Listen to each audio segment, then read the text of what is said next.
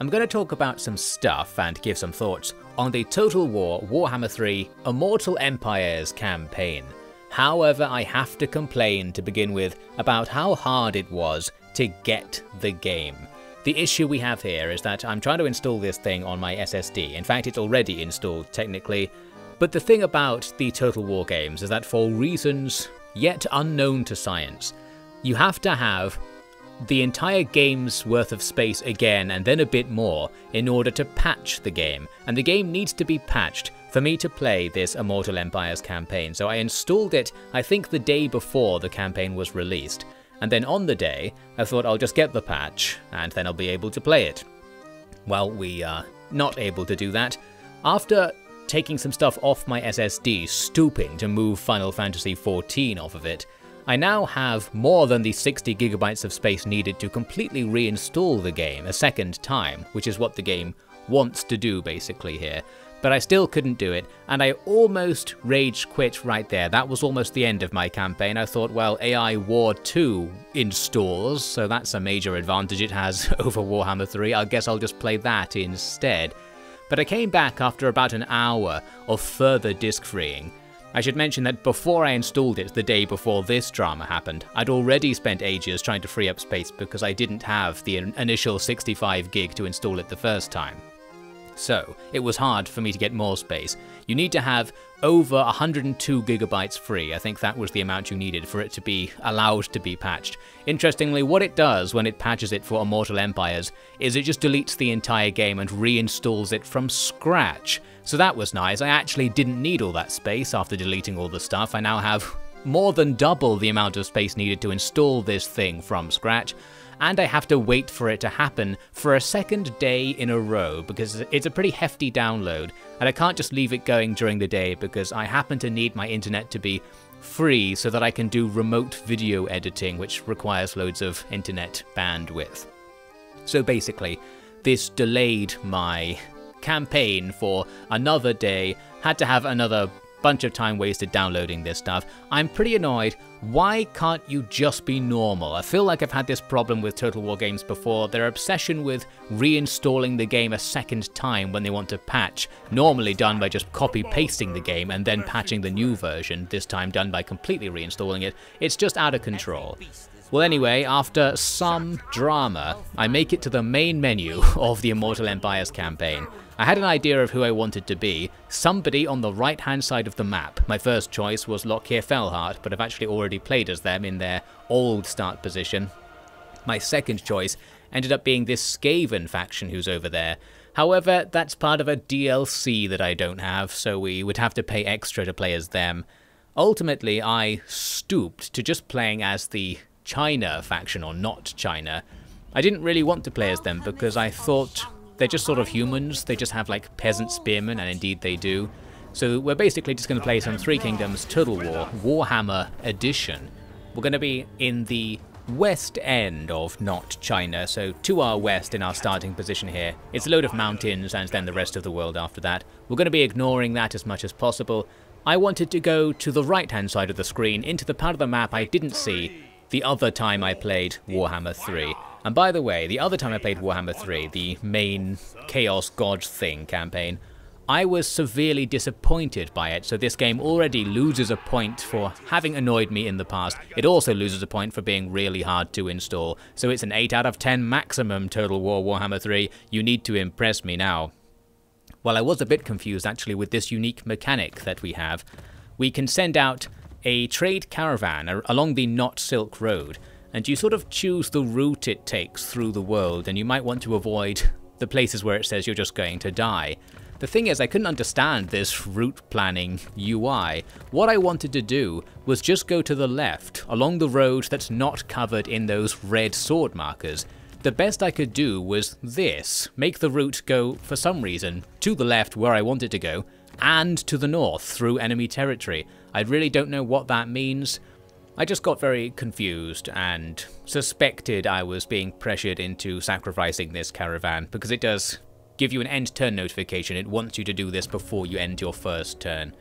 I'm sure it's easier than it looks, because it ended up all going fine in the end. It went roughly in the direction I wanted it to go in, so I guess I got it to work. I was just paranoid that I hadn't got it to work, so maybe it needed to communicate it a bit more clearly. Well, once that caravan goes off, it's sort of like a text adventure in the background, because it gives you these little choices about what it's going to do along the way. In this case, we can just expand its troop retinue. It's not quite a text adventure because the caravan is an army on the map, so it is actually physically walking there, but you don't control it. It's just an AI-controlled army that's in your faction that walks off to a location and will come back. If it does that successfully, you get a few thousand monetary units. What I hope is that you don't have to pay for the thing's upkeep along the way, because if you did, then you would spend much more money on the caravan than it would make you, and I sort of suspect in the back of my mind that that is the case just because, well, I'm cynical. Anyway, we're going to spam out a bunch of peasants and some crossbowmen now. My overall military strategy will of course be to spam ranged units, because they're just better than everything else. There's also this harmony system we have as not China. Our buildings, officers and techs give us yin and yang points, and you have to try not to over-yin or over-yang, because if you do, you get smaller passive buffs in the background than if you don't, basically. A quick look there at the quick deal diplomacy system, one of the leading advances made in the underrated Total War Troy. Being able to just know what deals you could make is always really useful. In the past, you'd have to do annoying trial and error processes to work out what things the AI actually wanted from you. In that case, I didn't do much. The diplomacy doesn't matter very much, but I'll mention it if it ever does. We walk forwards, take the nearby city, so now we have the capital of our starting province. We started with just one region off to the south somewhere. Now we have more of a real capital, a real base. We also need to take that ruin to the north, which is the last part of our home province. You might note though, there's a bunch of Skaven there, and I had completely forgotten this aspect of the game, the idea that ruins can actually just be the Skaven's territory. And indeed, if the Skaven are standing next to the ruins, that's a pretty big clue that it is. Well, turns out it was the Skaven's territory. They've got a full stack there, another smaller army just outside, another army behind them, and the garrison. So I didn't want to just go in and storm the place. Instead, I did a bit of trickery. I hired another general to go stand on their border, and then my main army can hide. The idea being they might come out thinking they can easily kill the weak army of that single general, and then get ambushed. Or if they don't, then the single general recruits more units and our situation improves anyway. What we end up getting is not what I wanted, but it was fine. They came out and didn't get ambushed, but they just suck. So they ended up taking a really unfavorable battle by accident, I guess. The AI just screwed up, and we're fine, which is so often the way with these things. Now we can easily kill the garrison, take over this ruin stroke underground hellhole, and there it is. We now control all of our home province. We are set up to get out there and conquer this world. First, we're going to go through the mountains to the next province to kill the rest of this rebel faction, basically. They've got a big city right here. I was thinking of doing something clever because all of their troops are outside the city behind it. So I was going to have the small force do the siege reinforcement cancel thing, where they besiege the town, the main force walks past the town and attacks on in that direction, then comes back to finish off the siege garrison.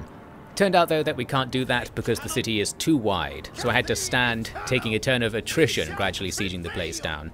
We're taking desert attrition and then siege attrition, but I think the force doing the siege doesn't take the desert attrition.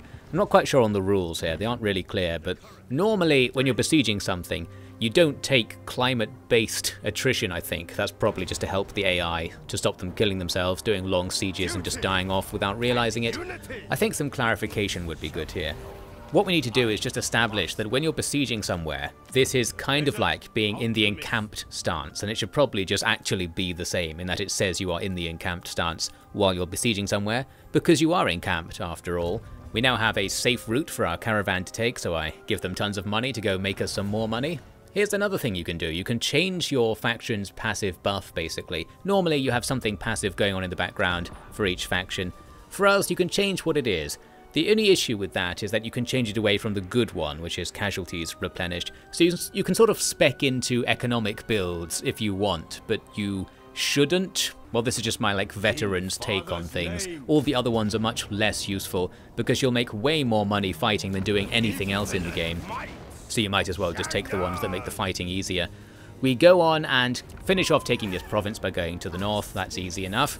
Now to our north we have the other playable not China faction, so we don't need to worry about them too much, or do we? Here's another thing we do need to worry about though. Every time you take a territory, it usually comes with some yin or yang producing buildings, so it constantly messes up your balance to be on the advance. And there's a sort of artistic reading of this, like going and conquering territory is unharmonious, it is unbalancing things. We cannot maintain harmony while constantly conquering territories. So it sort of works in that sense. I'm not sure if that was intentional. It's sort of annoying in practice, but I think it's a nice artistic idea if they were at all thinking of it along those lines. Well, anyway, as for what we're actually going to do now, we have two main options that are sort of presenting themselves. It's telling us here that things are going badly up at the Great Wall of Not China. Part of it's fallen to the Norskans.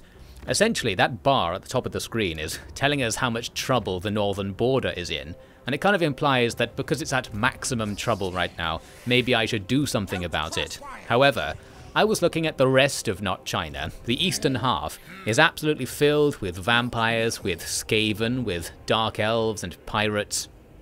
So I thought maybe I could take those guys down. The Skaven faction there, by the way, is the one I wanted to play as.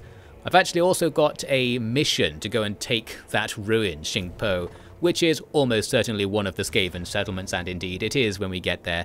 So that's that really. We're just going to go after the Skaven in the middle and, well, we'll see what happens at the top. It feels like that's more the other player's responsibility than mine.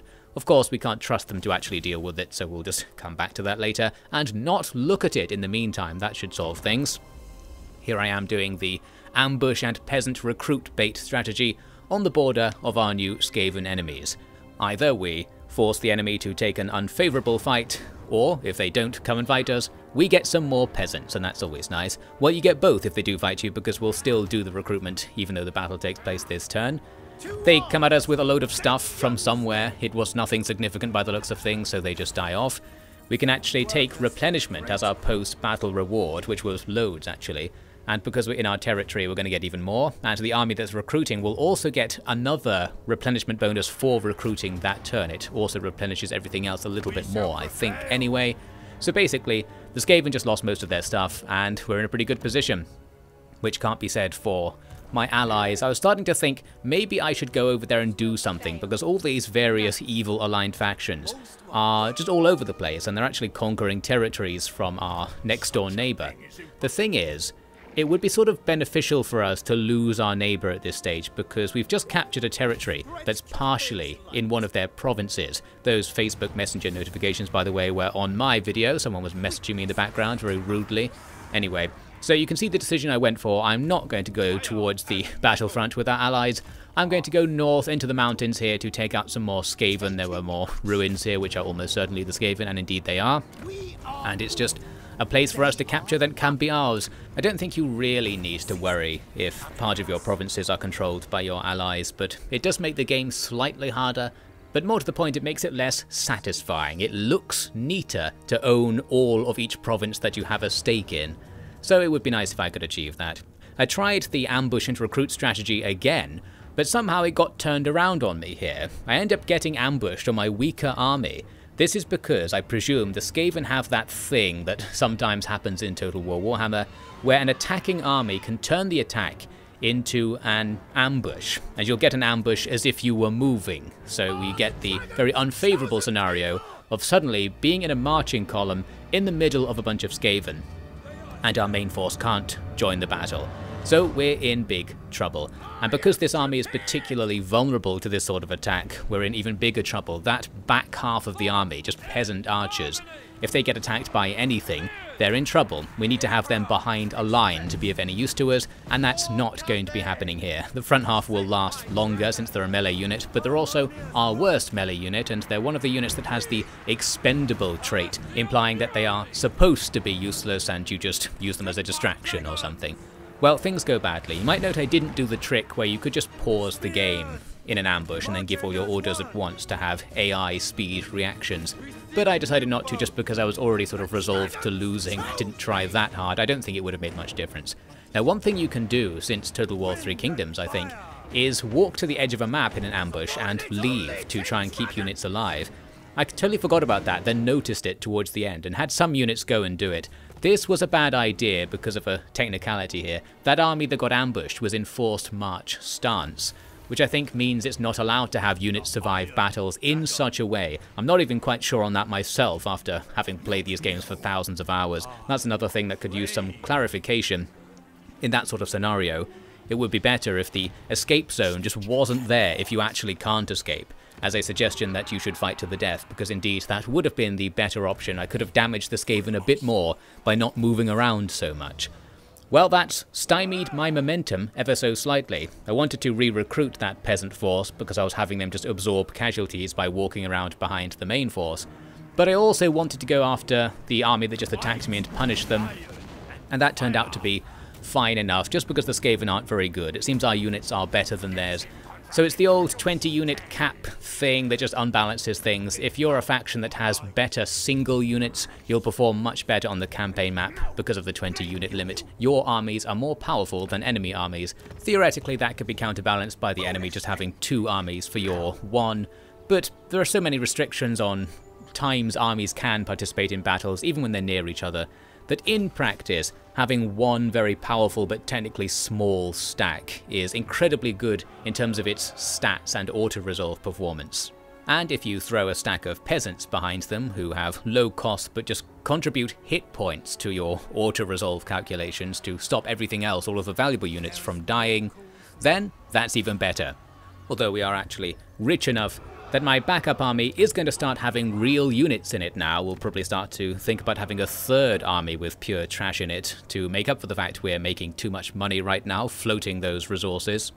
The bad news is that our allies are far too alive for my liking.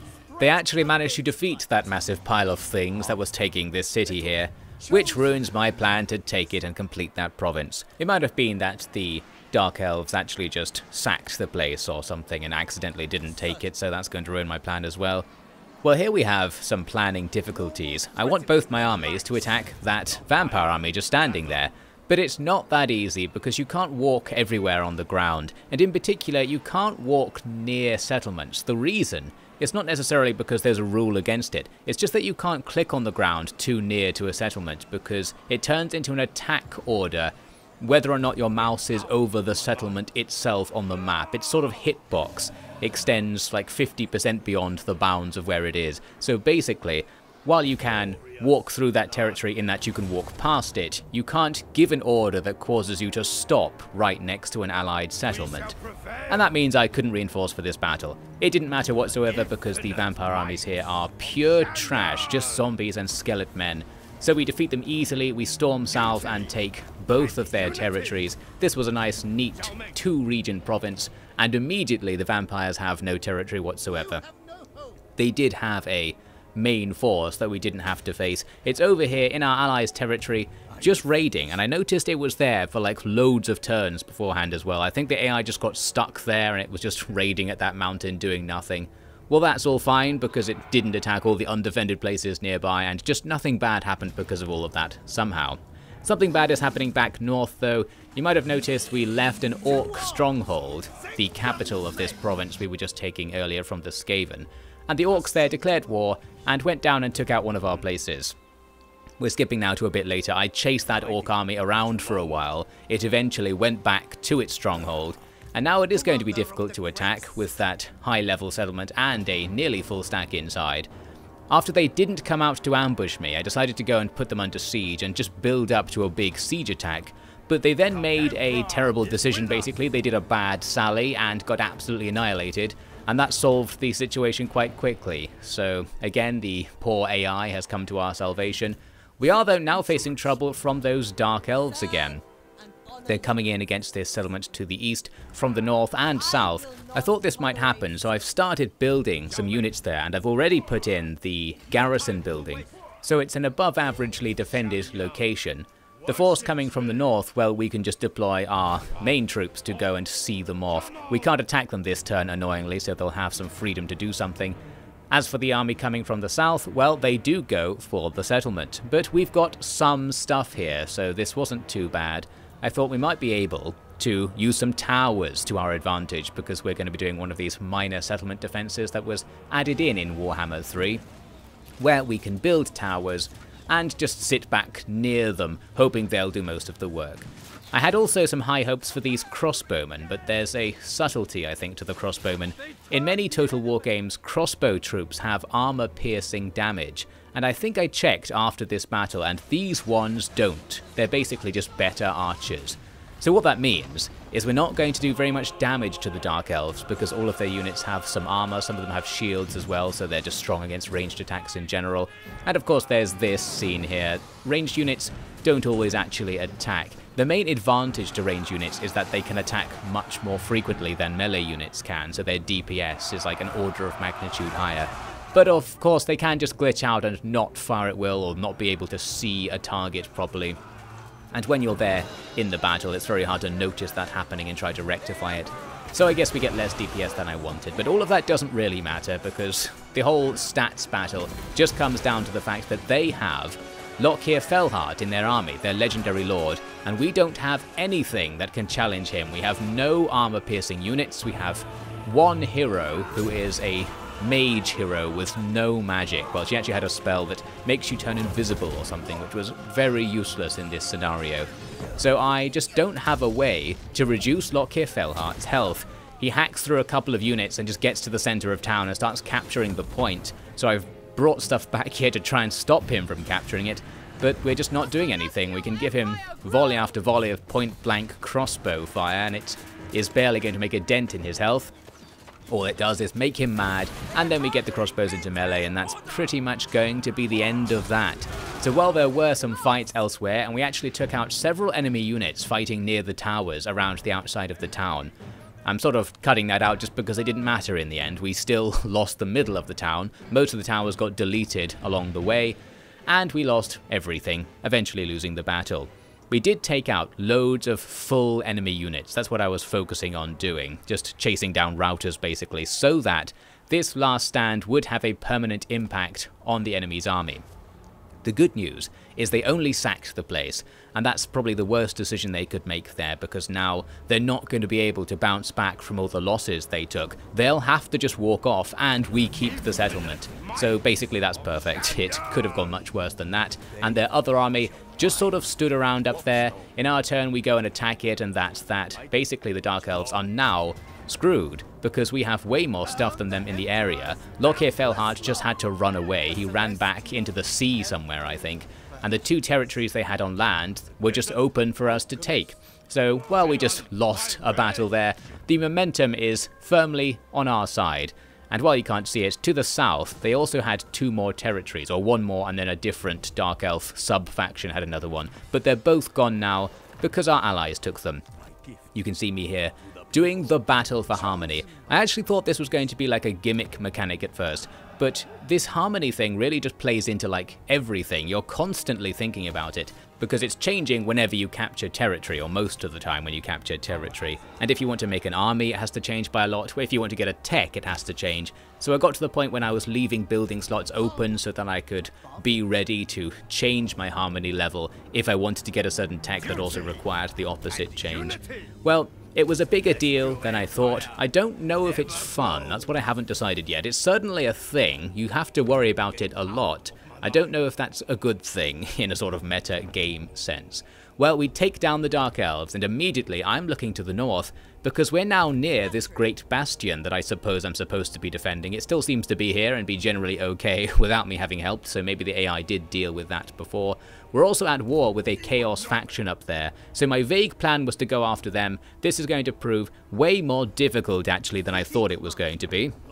Well, for the meantime, at least China is fine, although we will come back to see some issues with China that we still need to sort out. Oh, not China, I should say. Basically, the issue is that there were some angry lizards down in the very bottom right-hand corner of the map, and they had been relatively successfully campaigning against my allies. They've got them under siege right there, and I'm being asked to step in on this. Decided to do it despite the pitiful payment, because I thought, well, that's something to do. In a more broad sense, I can make a new army to go and have a look at that front. The main armies though, well, they had to spend a long time going to the Chaos Wastes. Essentially, you couldn't go there by sea, as it turned out. I had to walk halfway down the Great Bastion, where I can then take out the part of it that's actually occupied by the enemy, thus doing my job in keeping Not China safe. And then we can go through this gate settlement, out into the wastes, and try to hunt down those guys who declared war on us at some point in the past.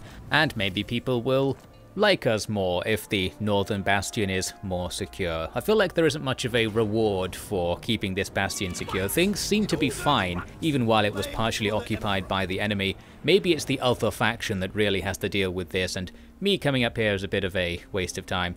Well, we're doing it now. There's where we need to get to, the Red Fortress off to the east. Not that far away, but moving through the Chaos Wastes is difficult because you get constant attrition at all times. We're not supposed to be up here in this dark magical realm. So we have to move on encampment stance all the time, meaning you move half as far, and you can't replenish as much, you can't really build things here, you can't recruit units very easily here. It's just a place where we're not supposed to be, basically. You can play the game here, but it's much harder. I didn't really appreciate that because I was just ignoring that whole factor, thinking, well, it's still better than to not control this area. But here's something that is going to stymie my plans. It's another of these offensive ambushes where you can get the ambush against a stationary army using some sort of faction trait. I guess this Chaos faction has it. So our two armies don't get to work together, they fight the weaker of my two armies, and you can see how little I wanted to do this. I didn't even try to fight it because this is basically the same situation we had earlier, although much better in my anti-defense. We probably should have tried to fight it. Basically, we just lost that army. We did kill most of the enemy army at the same time, which was useful, so the main force will be fine to carry on. Here's something more interesting though that I did actually take a closer look at. We're being attacked by the lizards down south, and I've started building a new army here, so we do have a substantial force guarding this settlement, and I was happy to see that the enemy army is mostly spec'd as an anti-cavalry and anti-large force, which we simply don't have, so they won't be able to apply their offensive bonuses. We're fighting on the same map we defended earlier, only with more supplies, meaning we'll have more towers. That said, once I saw the battlefield and saw that the enemy were attacking from 4 directions, I almost immediately didn't fight the battle because I thought that's too much. They're easily going to get through one of them and capture the middle. But then I decided, well, I'm going to try actually. Maybe I can pull something out of this. However, you might note this is the live footage of me actually playing it, so I haven't got the replay filmed here. That's because I didn't bother to save the replay, because the battle, well, it wasn't all that interesting in the end. It essentially ended up pretty similar to the previous time we fought on this very same map for the very same reasons. There were a couple of these fights near the edge that went well, in particular this one. We took out a few enemy units by just successfully kiting the enemy to kill something of ours, while our archers gradually killed them back. Although it might be the towers doing most of the work since our archers aren't going to do that much damage against all of these armoured enemy units. In particular, they have these Kroxagor units, which are just super strong against everything we have, and they did take out multiple units each on our side, although we took them down as well, just because I was focusing on them and using the towers. Basically, the Kroxagor are anti-infantry units that are large and armoured. We have nothing that's good against large units and nothing that's good against armoured units, really. So we couldn't do much about them, although the towers did. So here's essentially where the battle goes. There were various skirmishes happening all over the town, but just like last time, the enemy commander just killed his way through one of the approaches, defeating everything and then killing everything on the capture point. So we lost the capture point. I actually got it back towards the end because we kited the enemy off the capture point. But by that stage we'd lost all the other capture points, and basically we lost big time. We did take loads of enemy units with us in the brawls that I didn't really show, and the towers were sniping things the whole time as well. The thing is, and the reason I'm not really focusing on this, it doesn't necessarily matter, because it only matters to inflict damage in a last stand if you're going to follow up immediately, because of course they'll just put those units back in and replenish all of the losses pretty fast. And indeed, they actually raised the settlement and moved away in the same turn, which I thought you weren't allowed to do. So while I do have this follow-up army somewhat nearby, it's not only not close enough to actually follow up right away, but the enemy are already re-recruiting and replenishing that army. So by the time we get there, even if it only takes us 2 turns to step in, that's too long. It probably wasn't worth doing the last stand just because it's all going to be reversed extremely quickly. So moving on to the next turn, when I was hoping I might be able to do something now, they're back up to about 2/3 strength, and they'll be one turn away from being roughly at full strength. They're also camped next to a vassal settlement. I think this is their vassal, this other Lizardman faction, which has a nearly full stack garrison. I actually thought maybe I could attack here, because we would be alright against just one of the armies. And what I couldn't remember is, do your vassals automatically reinforce you in battles? I had this inkling that there might be cases where they don't. Perhaps we're not at war with the vassal or something like that. I'm pretty sure we are, and I end up finding out the hard way by just going in to see what the battle would be. It didn't look that good. What I expected to be the outcome of this was that I would then sit on the edge of the zone of control of the settlement, they would sally out, and I'd just fight them all in a gigantic defensive field battle. We actually got something better because I had enough movement to slightly shift away and set up an ambush. Meanwhile, the main force has now arrived at that red fortress place unmolested. There is too much stuff here for us to just take it, so we'll start the siege. Now back to the Lizardman front. We do get the ambush, although it's against one guy and we don't even kill him. And then the main force moves out to attack us. So here this isn't too bad. They are still a little bit damaged after that last stand, so we're getting something from this. And while they've re-recruited the lost units, they are a bit worse. They've replaced the Croxigors with Skinks.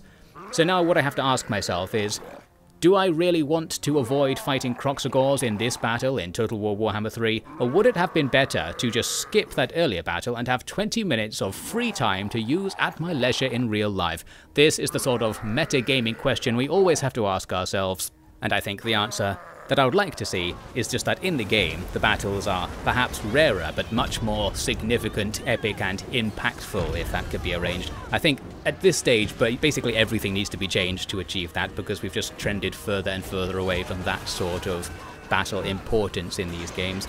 Well anyway, what we have here is what I've been hoping for the entire campaign. Straight up normal field battles, which is where the formations I've been setting up would excel. It's just a shame that so far we've been facing defensive minor settlement battles and ambushes against stationary armies for some reason.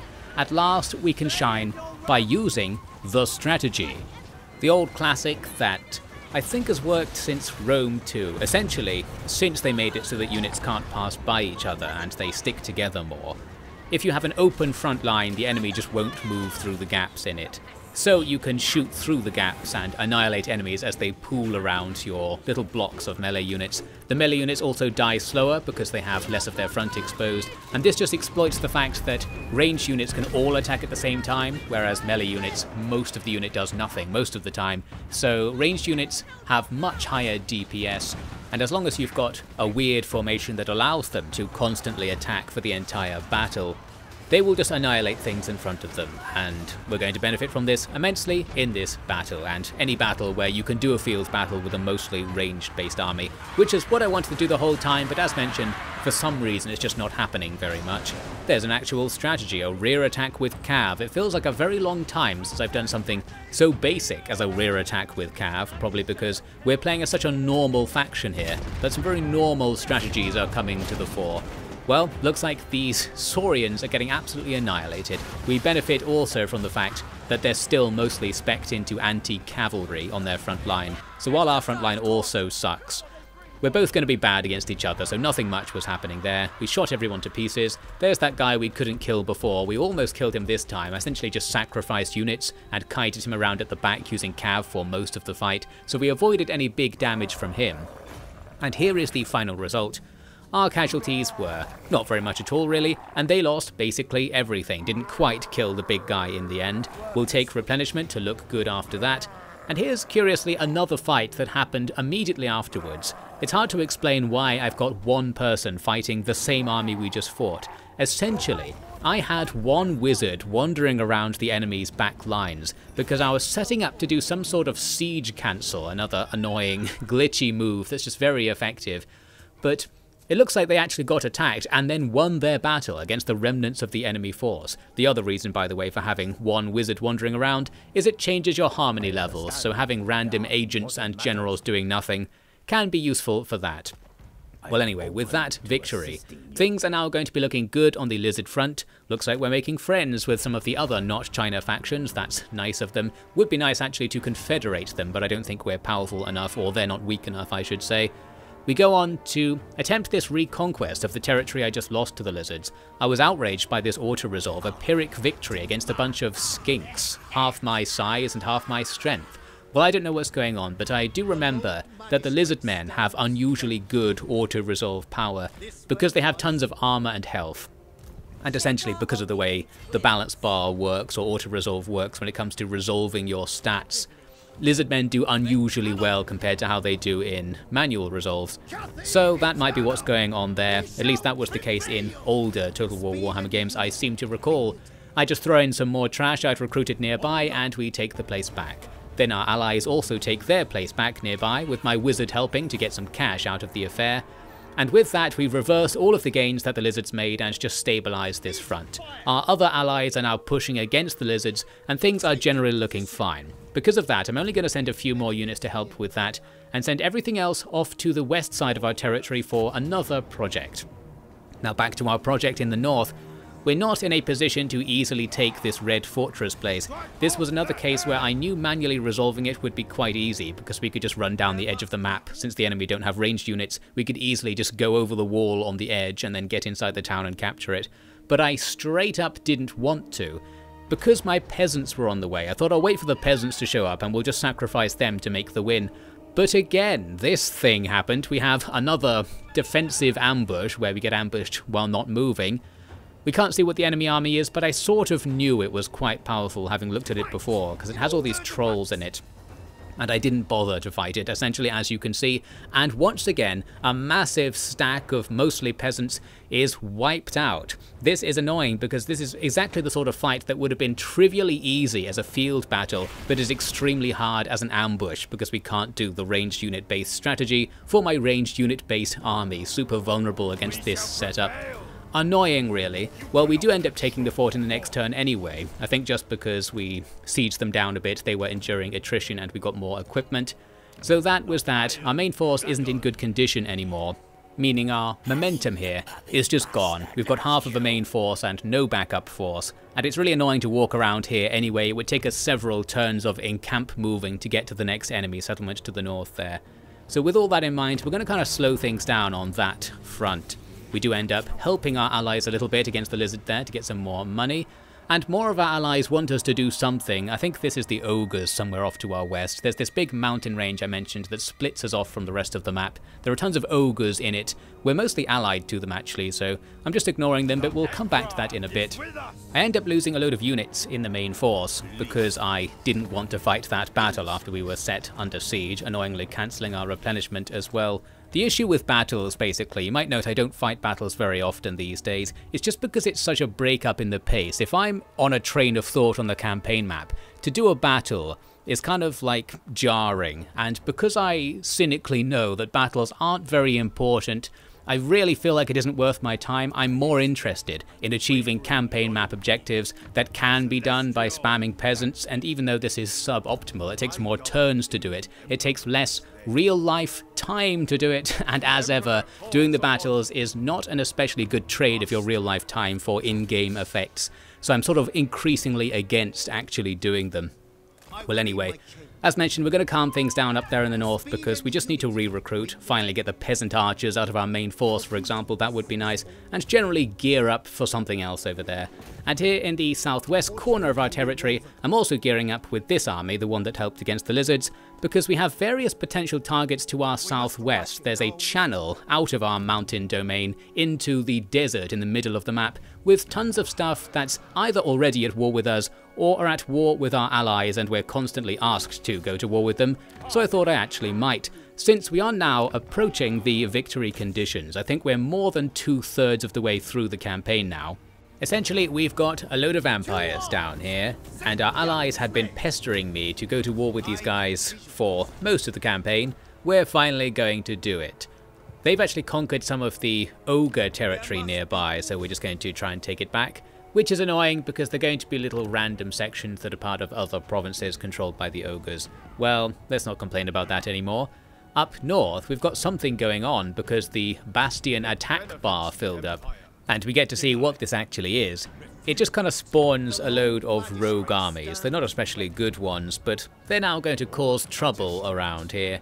I thought I'd rather fight them at the wall, if only just for the sake of using it, just for fun. So I'm actually going to pull back and not bother defending our frontline position closest to the enemy, even though if I just moved out right away and attacked the single army to the north, we might actually be able to win and then have a chance of bringing down the other two due to some AI mistake or something. Well, we're not going to try that. I was going to try for an interesting defensive encounter instead.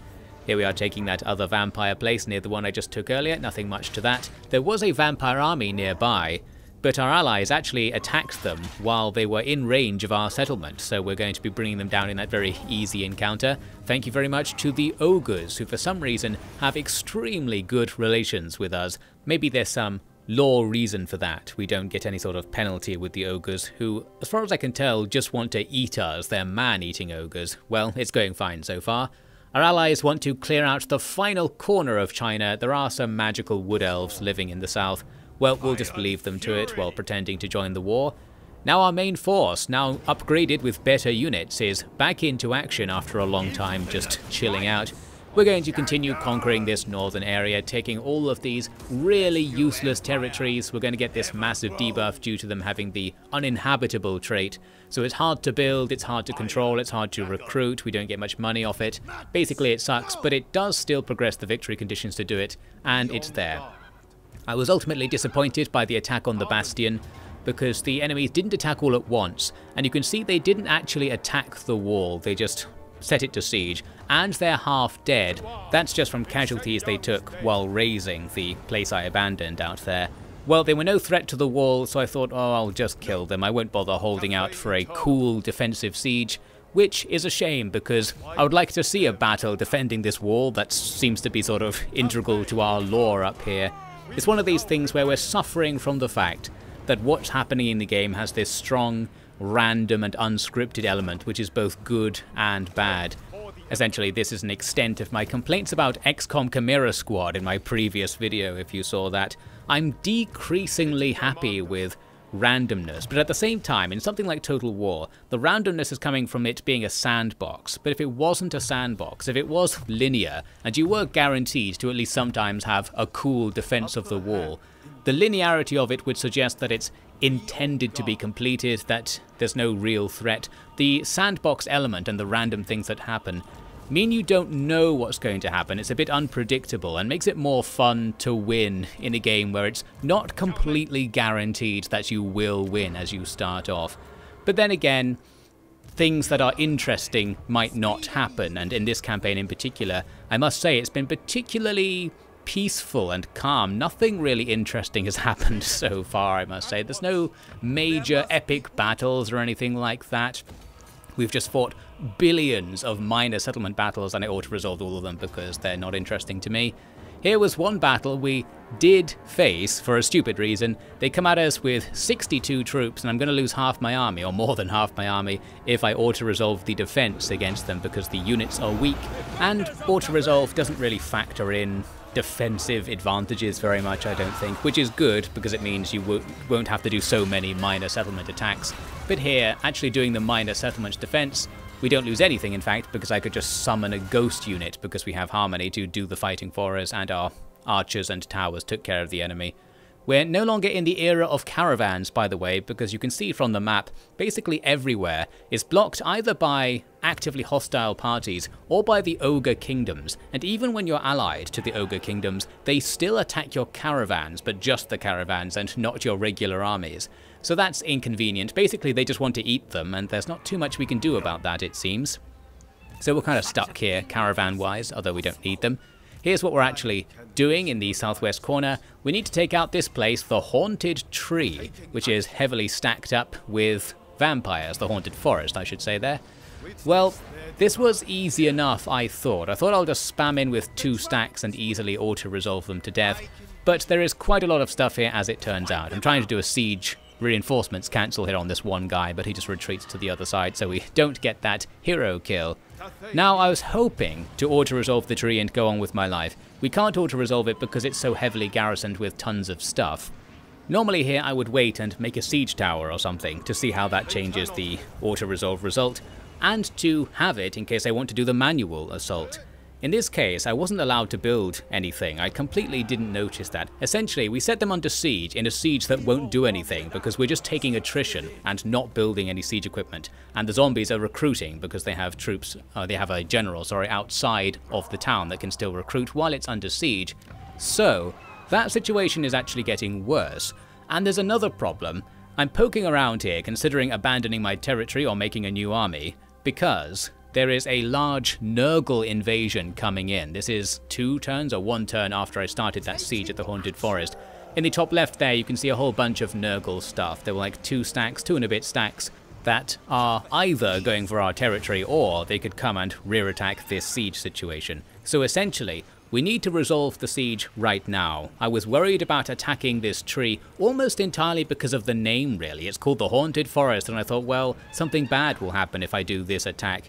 I was put off kind of for the wrong reasons. Basically, I had checked the map and seen it's not a normal map where you have walls and towers, because any attack against a normal map like that can be essentially exploited by walking down the edge of the map. But a fight against a map where it's just channels going up towards a victory point, I thought, well, they're just going to block me with all those zombies. I'll be completely decimated by towers, and this battle will go much worse even than the already a defeat auto-resolve was suggesting.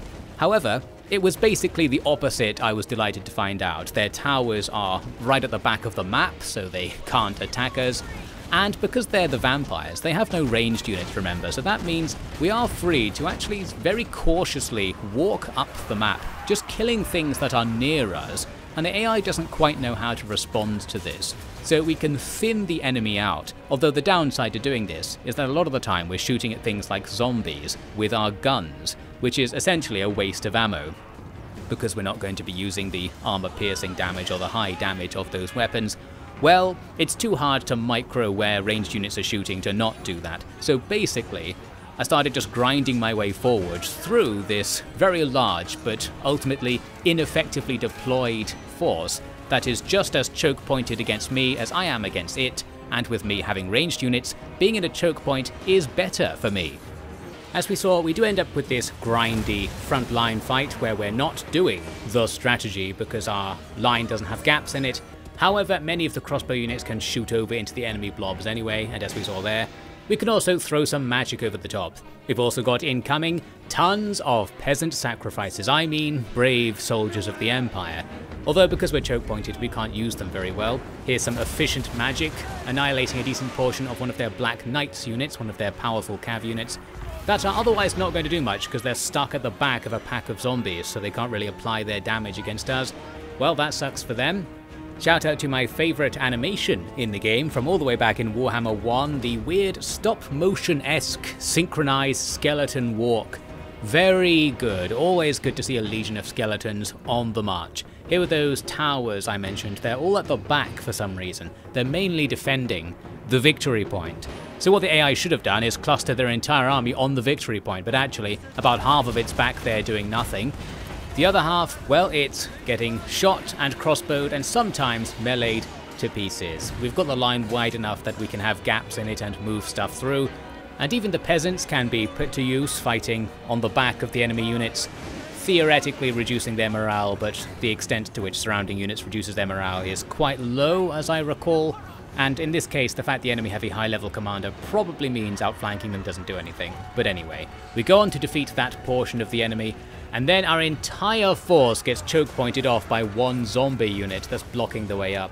There was another way up to take, but I basically just sent everything up the same way because it's easier to control that way. I wanted to give another shout out here to animations, broadly speaking. This was the first time I just held the camera still and took a look at a fight. They kind of blew it back in Rome 2 when it came to their animations. There were loads of glitches and loads of just simply bad animations, and the way animations were implemented wasn't that good. It was very performance intensive and didn't look good if you viewed it up close. They've gradually been improving it, and I think from Three Kingdoms onwards, and certainly into this game, we've got much more motion The ability to react to being hit seems to have been added, which makes a massive difference to the responsiveness and feedback and immersion of the fighting, I think. And while basically both sides are just slashing at each other, the ability to simply react to being slashed at with a really short, basic animation makes it a lot better, and because they don't have that matched combat from before, I guess the animations are easier to make and the performance required to show them is dramatically reduced. So, we've got some pretty decent looking fighting here, although of course we have to slap on the general caveat for all Total War, which is that you're only ever going to see this if you're doing what I'm doing, that is just looking at something pointless in a replay. In the battle, theoretically you should never see this happen. It's one of these grand issues with the game, where it's marketed entirely from, well, this perspective. The screenshots you'll see of the game are from angles that aren't actually possible to get in the game, and it's not of the gameplay, it's just of replays and of still images. Whereas the game itself, it's just moving icons around from much higher up above. So you have that sort of conflict between what the game wants to sell itself as, its unique selling point, and the fact that this doesn't actually appear in the game whatsoever, and it does drag down the rest of the game because they had to spend so much time and effort making that stuff you barely ever see be available for marketing purposes, if that makes any sense. Well, maybe I'll rant about that later because it's something that annoys me increasingly over time. As you can see, we took the tree, had to hack through 5 bajillion notifications, but we've got through that. The Nurgle army does take our settlement to the east, nothing really we can do about that, so I'll just let them have it. They've got 1.5 stacks-ish, and they split them up there. It looks like they're also going to go for that settlement to the north. I'm going to rush our stuff back out of the Haunted Forest and try to follow them, basically. We're going to try and undo whatever they do. And it turns out they actually turned back to be closer to us, which is absolutely ideal. They should have kept going here, basically. So now they're close to us, and they're not in reinforcement range of each other, so we're going to go for the weaker force. Although, as you can see, we're going to take serious attrition because they've tipped the corruption level in this province over the attrition level, which I think is 50%, and we have the Nurgle Plague, which also gives you attrition. So basically, we're going to be dying constantly, but we took out one of their armies there. The other army then ran away in forced march stance, which I also didn't expect, so some terrible maneuvers on the strategic map from Nurgle has basically saved us from any trouble coming from this. We can just go back to Knobbly Gorge there, retake it, start getting rid of the corruption, perhaps wait for the plague to go away, and then our armies might regenerate. And we're in a decent enough defensive position there, still relatively choke pointing everything off. The same deal up here at the far north end of the map, where basically all of the Chaos Wastes outside of the Great Bastion are behind this one fortress, Fortress of Eyes. This is the road to the rest of the map from this little pocket of the map. So, by capturing this area, we choke point off basically all of northern Not China. So this is an immensely useful strategic location, and as you can see I spammed tons of stuff up there to take it, and that was easy enough. Although annoyingly, a few units came to attack the fortress after we took it. I thought, well, that's fine, we'll just kill them in the auto-resolve. It wants to kill the garrison, but that's fine, nobody cares about that. The thing is, it also wants to kill half a stack of peasants. And in the Chaos Wastes, it's really hard to recruit things, even just basic peasants. It takes 2 turns and it's expensive. So I want to keep that peasant legion alive. Therefore, I manually resolve this insignificant battle, but I do discover that my faction leader has a pretty cool ability. This is my first time using this guy in battle. You can press a button, and he just straight up turns into a dragon. That's the sort of thing this campaign's really been missing. Our faction is really normal. We don't have much magical stuff going on. So the ability to have somebody turn into a dragon was a welcome sight, although I didn't get to use it in this fight. We're going to send that force now to go back behind our choke point, because one of the main Chaos armies is actually down there just raiding, being annoying. This Warriors of the Apocalypse faction, I guess, is trying to destroy the world in the end time sort of way, but we're pretty secure against them, so I feel like we're pretty safe. The world will be fine. We've got Knobbly Gorge back, we'll now wait for that corruption and plague to go away. Then we'll have, well, all of southern Not China also choke pointed off from the rest of the map. While our empire is sprawling and weirdly shaped and has a patchwork of allies inside it, basically everything is behind 2 settlements where our armies are gathered around, so we have an extremely secure setup. It wouldn't be a Total War campaign without at least one annoying chase sequence, which I'm cutting out here. Here's the end of it. That army that was in our back lines just ran away for ages. The army that's running away always has the advantage because you can run further if you don't engage by putting forced march stance on. So things can kite you around infinitely in your own back lines. Luckily the AI isn't quite as annoying as it could be with that. We just waste a bunch of time trying to kill that one guy. We've also advanced out of our choke point to another inferior choke point. It's still just as choke pointy, it's just a minor settlement out here. Well, our front line's very short at the moment, that's all I'm saying, which is nice. As for down in the southwest, our stacks are now going after the Nurgle faction who ran away earlier. They're just sort of hanging out in their own territory here, so that's a nice opportunity for us to go in and start killing them. A nice thing about Nurgle's armies is they tend to have loads of this terrible pox lump unit, I don't even know what its name is, just a low strength unit that fills out tons of the unit slots, and thus their faction as a whole suffers from the 20 unit limit. So they are easy to kill, essentially. We go after them and just start conquering that area with no problems. Eventually our main force comes over to this new front line, where I thought we might as well just keep going because it's expensive to defend, and if nothing comes to attack you then it's pointless as well, so might as well just go and attack. There are like 3 or 4 different directions to go out of that choke point, so there's no strategic way to advance from here without bringing loads of troops. So I just go for a nearby settlement. All these settlements around here are also going to be uninhabitable and generally useless to us, which is a shame. However, check this out. Archon the Ever-Chosen, the main character of the plot of Warhammer, I guess, is here. This guy wants to destroy the entire world, and he happens to be hanging out on our new front line. We're actually really far from his part of the map, so I don't know why he's down here, but, well, that's interesting. A final boss has appeared for us, in a way, anyway. Annoyingly, one of their other armies went and captured that minor choke point settlement I just mentioned. Doesn't matter too much, and I wouldn't have mentioned it at all in this video if not for something strange that happened after this that was related to that. First though, here I am, finishing off the Nurgle faction's territory. Basically, we just auto-resolved our way down here, taking all of the casualties on the peasants. There's a tech you get in the mid-game that makes the peasant units regenerate really fast, so now we're in true peasant spam auto-resolve territory. Just throwing peasants out there to absorb all damage is a really useful thing to do. So here I am, trying to set up for my big battle with Archon. We were in a standoff right here. I was going to deploy a second army to get things going, but the second army has disappeared, as you might note, and it's gone over here. So this is the first time I've seen a glitch like this. I stepped out, I guess sort of fell through the ground or something, and got reset to a nearby location. So that ruins my plan to send both armies after Archon. I could send just my main army after them. This would be a more climactic clash. I just didn't know whether it would work, basically, because I have little faith and actually little experience using my normal units in battle, and I don't even know what Archon's brought, probably tons of new Chaos units that I've hardly ever seen. So I thought, well, we're going to have to just roll with this, and the reason it's okay is that we were teleported back to the place where the enemy were breaking through our defences, actually, so we step in and quickly seal up that defensive gap. So in some ways, that went okay. Still wasn't quite what I wanted to happen there.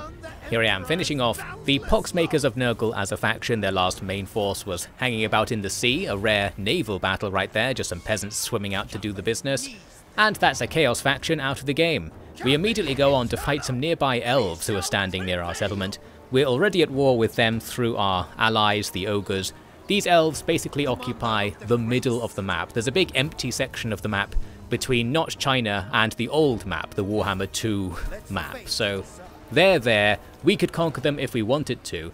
After some slightly glitchy animations, we managed to get through that auto-resolve and take out the army near us. But what I was really thinking is, do I have to go out there into that gigantic desert and actually hunt down these elves just to have something to do?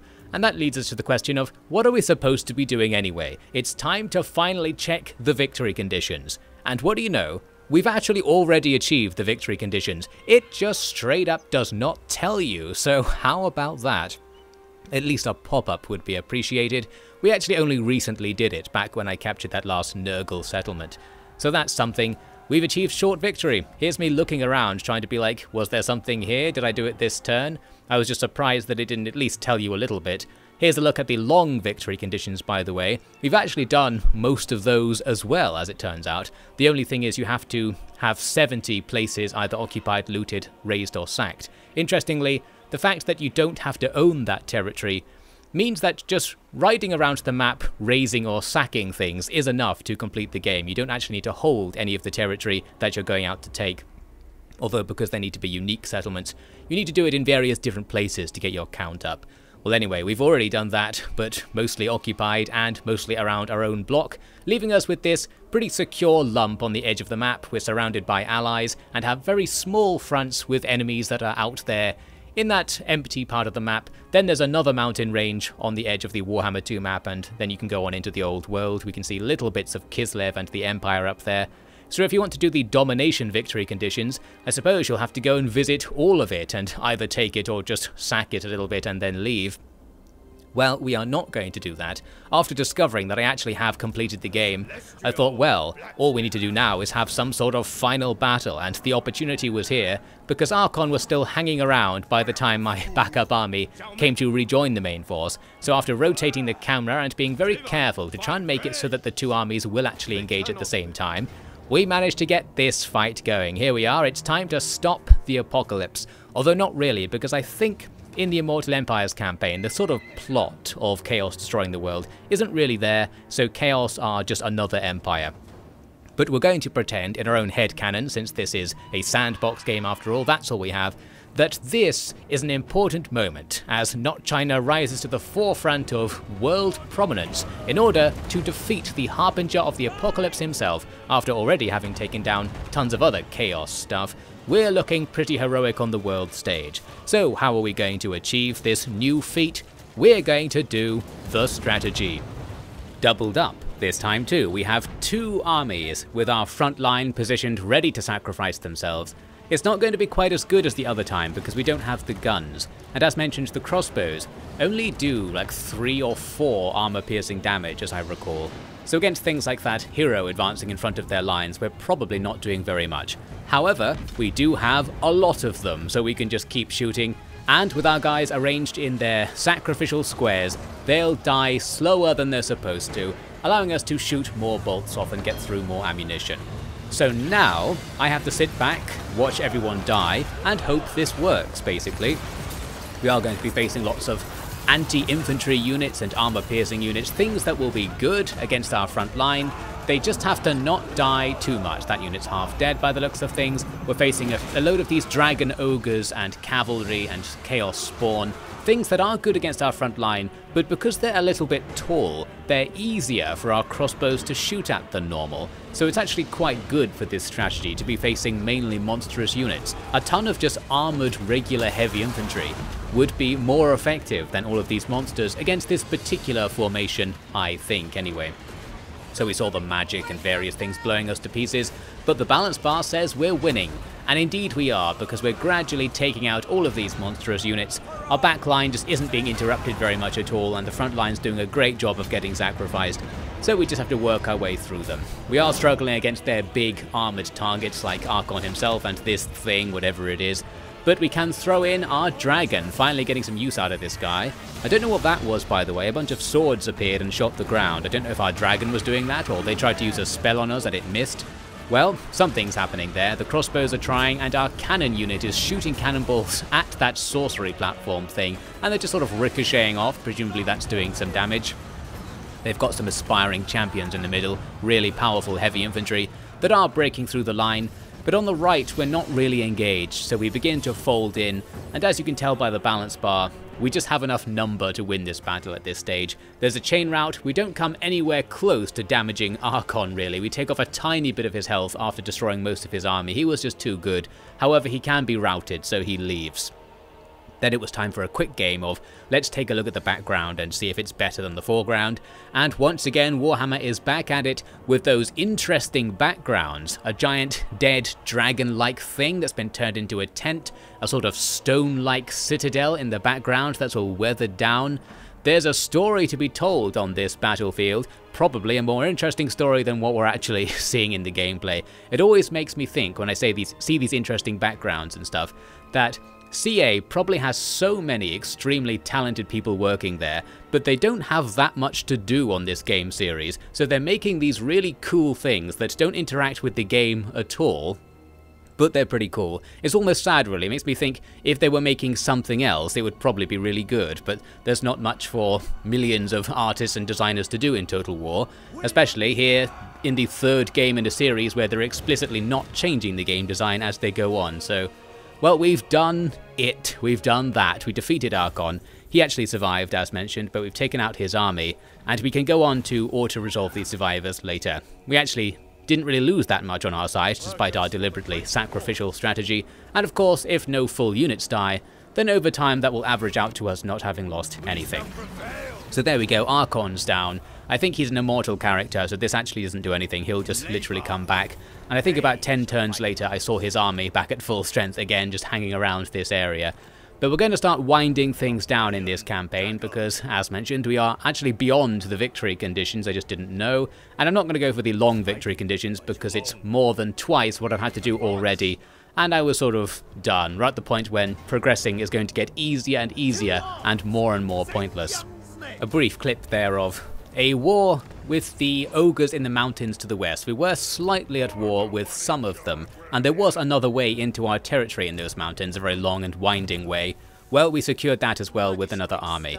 There was one other thing I was kind of looking to get out of this campaign, and that was to defend the Great Bastion against something, so the next time the Bastion threat bar filled up, I let them besiege it. We can actually just kill them with the troops I have here already. But what I thought I'd do is sit here and just end turns until they attack to see if we can get some sort of cool map or something interesting happening.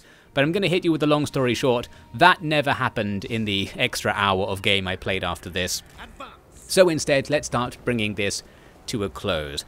I thought I'd give some reviewish thoughts after all this. There's two main things to bring up, I think. One is probably specific to this faction that I'm playing as, not China. I found them to be uninteresting. I mean, the campaign was really normal. We didn't do anything special. Nothing particularly special happened. It really opens up the question of why isn't there something like a Chaos Not China faction? A version of this where instead of deploying like swordsmen and archers, you would deploy Chinese mythology-specific monsters, in the vein of something like the Beastmen factions over in the western portion of the map, where you have, like those dragons we saw earlier, or all the sort of demons and stuff that exist in Chinese mythology. I don't really know what they are very well, I just remember hearing about them before somewhere. Well, I suppose this complaint isn't necessarily pointed at the game, because this game is based on a franchise, and the franchise doesn't have the thing I want in it. So I guess that's just a shame, that's all we can say about that. But what we can say about the game itself and about what CA have made is that I really noticed that here, at the very end of the Warhammer Total War saga, the fatigue is very palpable. And this is essentially because what we've got here is the same game, again. And I think the ideal situation would be to come into this and just play none of the franchise except the Immortal Empire's campaign only in Total War Warhammer 3. This is sort of the grand opus magnus of the whole project, but because it's so similar to everything that was already in the project before, all of the component parts are essentially the same experience as the final product. It leaves me with this feeling that I'm missing something, but I don't know what it is, because I think it was never going to be there in the first place.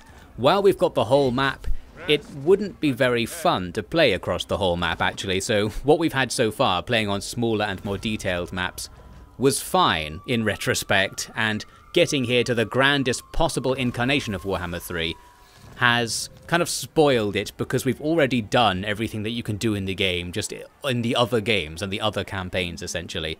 So, as I said, I think skipping everything and playing this could be a really cool experience with tons of variety, lots of freedom about where to go and what to do, which is all very nice. But for me personally, having already played through the whole franchise to here, I'm very aware that I'm playing the same game I've played lots of times already, and I can't really see myself coming back to keep playing this one in particular, even though it probably is the best of the set, just because there's been too much already.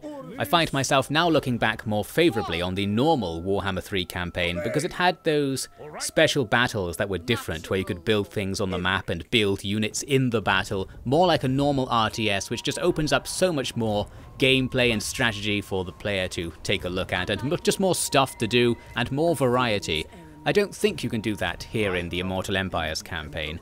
But I also can't really compliment it too much in the original Warhammer 3 campaign, because in that campaign, virtually everything that happens on the campaign map is irrelevant in retrospect, and I felt really led on by the game and then eventually discovered, wait a minute, basically everything you can do in the game doesn't contribute to the victory conditions, and just sitting in the corner hitting end turn is the best way to play the game. And I was like, well, that kind of sucks. It's got these two sets of mechanics that are completely at odds with each other, and the normal Total War mechanics aren't actually part of the game at all anymore. It's just something to do while you wait for the scripted gameplay mechanics to come back to the forefront. Well anyway, this is the opposite, with no scripted gameplay mechanics, and you win by just doing strategy game stuff. And I've done it, it wasn't particularly difficult, and I don't think it was particularly enjoyable. I had a really average time basically, but I'm willing to bet that could be because I've had this same similar average time a load of times before in games that looked extremely similar and played extremely similar to this. So what's my final review? I said at the start I'm not going to give it more than an 8 out of 10 because of issues I had both with the game design of the original Warhammer 3 campaign and with the technical difficulties revolving around this game, and that seemed to be unique to this franchise in particular for some reason. Well, I'll deduct another point because I thought Not China wasn't a very interesting faction. Not necessarily the developers' fault because they're basing it on old books and stuff, so this is what the franchise owners Games Workshop wanted them to be like, I suppose. I didn't think that was very interesting, and there was a missing Not China Chaos faction space that seems to be inviting itself into existence by having the Chaos Waits be in contact with Not China.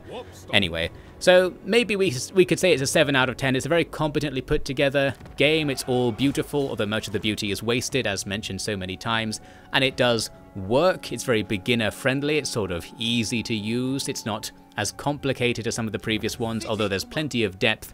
If you were to go and look at the stats and stuff, we're doing this in a very casual way. It's very much possible to play the game without knowing the stats whatsoever, and I stand as the living testament to that. I have really no idea what our units are good at and whether they're good at all.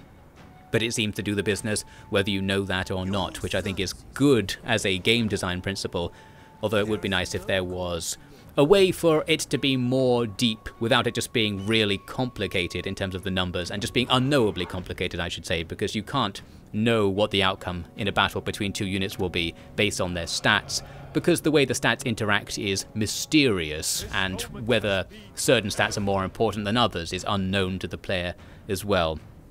Well anyway, enough ranting about that, that's its own thing. So we're going to say maybe it's a 6 or 7 out of 10, although I do have to deduct another point for a nice bookending experience that I had towards the end. After doing my waiting for a climactic battle to happen strategy, I came back to give it one more go. I had about 40 minutes to play at the end of this particular day, but the game got patched, and that's the devastating end to this campaign. After losing 2 days of play to the difficulties of installing the game, it then gets patched. It's going to take half an hour to patch it because while the patch is already downloaded, it has to copy paste the entire game, probably reducing the longevity of my SSD along the way by copying a load of data onto it then just deleting it because of how SSDs work. So I missed out that final day of play, and I just thought, well, that's the final straw. I wasn't really expecting anything to happen if I did play it. I guess I'll just stop because I've technically won. It sort of feels a bit inconclusive because the game never said that I won, but looking up the stats, it seems that I did. So I decided to patch AI War 2 once again, coming to the forefront, also mentioned at the start of this video. It had a installable patch that just downloaded a small file and replaced only that part of the game's data. Nice and easy, so I used my half an hour or so of game time to start playing the tutorial of that instead. So that's gonna end up being what I commentate on next. Most likely I'll give that more of a play. And that's the end of this Warhammer 3 campaign. Kind of anticlimactic feeling. It was a relatively uneventful and less interesting campaign than my previous one, but I have to keep deducting points from the previous one because while I enjoyed it more at the time, the fact that it was all pointless in retrospect because of the Chaos Realm mechanics just overriding anything that happens in the rest of the game, I felt shortchanged. I felt like I wasted both my own time playing it, my time making a video about it, and your time having about 3/4 of that video being under the impression that what I was talking about mattered in some way. Well, I suppose that's the price you pay for making a gameplay commentary on YouTube. It turns out that nothing matters, and we finally learned that the hard way by completing Warhammer 3 once again and receiving only an empty feeling that things could have been better somehow. But I don't even know how this time, and I'm not really willing to work it out anymore. Let's just get out of here in the grandest possible sense. And if you haven't played any Total War Warhammer, now's the time to do it. If you've played a load, probably isn't.